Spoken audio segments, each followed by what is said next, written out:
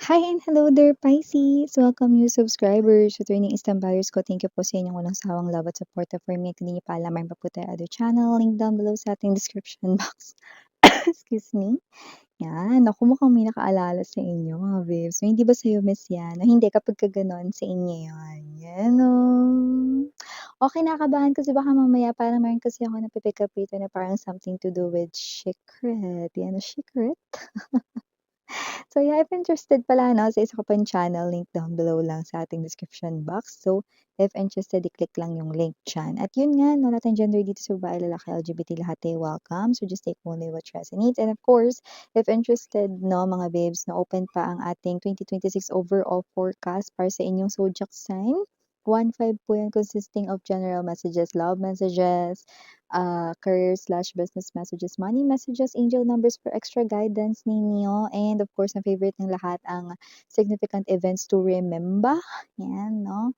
At yun nga, dun papasok yung mga sudden na changes, mga surprises, yan. Okay? So, i-message na mga ko sa The High Priestess Tarot KR@gmail.com to avail one. And of course, if interested kayo no, dun sa ating Ring of Fire, no, na na service 'no, kung saan maaaring mapadala ninyo ang mensahe 'no, sa inyong person. Yes, yung voice ninyo yung mismong maririnig nila 'no. So, if interested to know more details about that, i-message lang rin ako doon sa The High Priestess KR@gmail.com. So, let's go ahead, Pisces.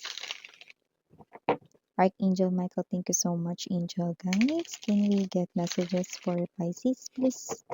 What does Pisces needs to know? Can you please show me para sa buwan ng February 2026?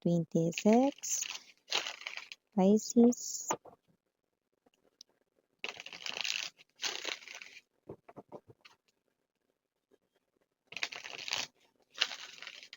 Okay, let's go ahead and check this out for you guys. So you do have here the energy of Seven of Swords, the Emperor, Ace of Coins, Five of Wands, Three of Swords, Nine of Cups, bottom of the deck, Four of Coins, Chariot, and the Four of Swords. Excuse me. Sabi ko sa inyo, there's something about the secret right in here, and it looks like it's very evident. Meron dito mabubunyag na secret, no? Ng someone dito na nakikita ko na yung ayan, sorry about that commercial mga babes. Inayos lang natin yung ating microphone, no? Kasi nawala. Pero yun nga, try na natin ito pinag-uusapan natin. Sabi ko sa inyo, may secret dito, di ba? Something to do with his or her confession. This person here could be your boss. Okay? Maaari rin naman na hindi mo boss, pero kasamahan mo sa trabaho na pwedeng may ipon or magaling mag-ipon or mapera, yan 'no. So, meron siya rito 'no, na iko-confess na feelings for you with the Three of Swords energy and the Emperor, hindi niya na kaya. Yung Three of Swords na yan, hindi niya na kaya ritong itago ang feelings. Nakikita natin dito na maaaring mag-confess ito 'no, pero hindi yan saktong February 14, maaaring yan ay magsimulang umamin 4th na I mean the last week of February, yan 'no. Sa huling bahagi ng February 2026 maaaring umamin siya ng feelings sa'yo. Uy, seryoso siya sa'yo, nakikita ko dito matagal na siyang may gusto sa'yo. Magaling lang talaga siyang magtago ng feelings 'no, like yeah, okey, hindi obvious. Sino man 'tong person na 'to, Pisces, nakikita natin dito na itong person na 'to 'no ay, mabait 'no at nakikita ko dito na hindi siya mabisyo. Ay gusto ko yan, miss yan. At kung magkakaroon man siya ng bisyo, siyempre ikaw na yun. Ay hindi ka mawala sa isip nito, Nakita ko dito 'no, hanggang sa makauwi siya dito. I don't know, yung iba sa kanila may nakita ko dito na possible na living independently. Puwedeng alam mo yun, na malayo siya sa family niya because of this work 'no, or whatever, or baka yung family niya nasa probinsya or nasa malayo, like yung iba siguro nasa ibang bansa 'no, may gano'ng klase ng energy. That might be clue. Okay, so iba pang mga mensahe para sa February, Ace of Coins right in here and the Nine of Cups. Meron dito na parang wish na natupad pagdating sa iyong kaperahan sa trabaho or sa negosyo mo ipapadaan. Alin man yung meron ka diyan, nakita ko ditong bagong opportunity ito na magtatagal sa buhay mo. Stability is what I'm seeing right in here, no? Kung saan nakikita ko rito, no, na makakapag-ipon ka ng higit pa sa sapat at maaaring may energy rito na kunyari gawin mong negosyo 'yan kasi wala kang negosyo. Yang negosyo na 'yan ay magtatagal na sa saling panahon at puwede mong maipasa sa iyong anak, 'yan, oh. May gano'ng klase ng message 'no, with the Ace of Coins energy, magtatagal daw itong negosyo na 'to at nakikita ko na ito ay tuloy-tuloy na pagkakakitaan mo. Ayan, ang taray no'n, At yung iba naman dito puwedeng makapasok ka dun sa kumpanya na talagang gusto mo na may energy rito ang hirap makapasok dun, Miss 'yan. Excuse me, 'yan 'no. Kaya ang hirap makapasok dun Miss 'yan pero nakapasok ako, 'yan 'no. I'm hearing you, na makaka-receive ka dito ng, congratulations or, parang energy ng, selebrasyon 'no, yung nakikita natin dito. Pisces, okay. So, maliban diyan with the Seven of Swords and the Five of Wands, nakikita ko rin dito na maaaring, meron ditong mag-walkout 'no, at, kung sino man 'tong magwo-walkout na 'to na parang hindi niya rito matanggap 'no, na tama ang sinasabi mo. Hindi ka naman sa palaaway na energy Pisces 'no, pero ikaw kasi yung very observant, okay. At, ang maganda nito 'no, bago ka magsalita 'no, you are a listener. At bago ka magsalita, you observe muna. So, nakita natin dito na meron ditong parang feeling niya mapapahiya siya dahil, tama ka sa iyong sasabihin 'no. So, may magwo-walkout dito. I don't know, kung ano 'to specifically na sitwasyon na ito. Pero okey lang 'yan, don't feel guilty about this 'no. Kasi nakikita natin na kung sino man 'tong person na 'to 'no, okey, mare-realize niya rin dito yung mali niya. Okay. So, maaari man kasi medyo may katigasan yung energy niya, maaari man na hindi siya mag-sorry sa'yo or hindi niya aminin na, "Oo, tama ka Pisces," 'yan 'no. Pero sa kabilang banda, okay, na-realize niya ritong mali siya 'no, pero sa sarili niya na lang 'yun, okey. At ang bagay na nagpa-realize sa kanyang mali siya ay walang iba kundi ikaw. Ayan. So, maliban diyan Pisces, may energy rin dito 'no, ng someone na possible na gusto magkaroon ng new beginning sa inyong dalawa. Pero hirap hirap siya rito, excuse me, 'no, na i-compose ang kanya ritong sasabihin sa'yo 'no, at maaaring nagpe-prepare siya because my throat chakra is also reacting right now.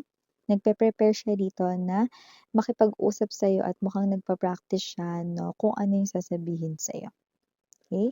Definitely your ex right in here is what I'm seeing coming in. Pero kasi alam mo kasi hindi kasi madaling kalimutan yung dinaya ka, niloko ka or nag-cheat sa'yo. Okay, so nakikita natin dito yun yung bagay na high chance inaalala niya sa inyong connection 'no. Kaya bagay na parang mahihirapan siya ritong makabalik or kumbinsihin kang makipagbalikan sa kanya. Okay. May energy rin dito na may posibleng lumapit sa'yo Pisces upang mangutang pero maaaring ikaw ito 'no, na hindi mo siya pahihiramin or pauutangin 'no, dahil parang may energy ka rito na hindi naman sa dinadamutan mo siya 'no, or hindi naman sa kasi kailangan mo ng pera ngayon or nangangailangan ka 'no. Pero may energy kasi siya rito 'no, na posibleng minsan na siyang tumakbo sa utang ng iba at yun ay napatunayan mong totoo. So, ayaw mong mangyari yun sa'yo, 'yan. So, parang ikaw ito na pass ako diyan Miss 'yan, auto-pass. O kaya, hindi yan makakahirit sa'kin Miss 'yan, 'yan, Kasi you Pisces ay someone who values money. Every penny that you, earn 'no, ay, binibigyan mo ng halaga. 'Yan, yung nakikita natin dito, okey. And of course, nakita rin ako ng energy rito 'no, na mas makakapagpahinga ka ngayon Pisces. Maaaring hindi ka maging gano'n ka-busy sa work, okey, or hindi ka gano'n katambak sa trabaho ngayon, 'yan 'no.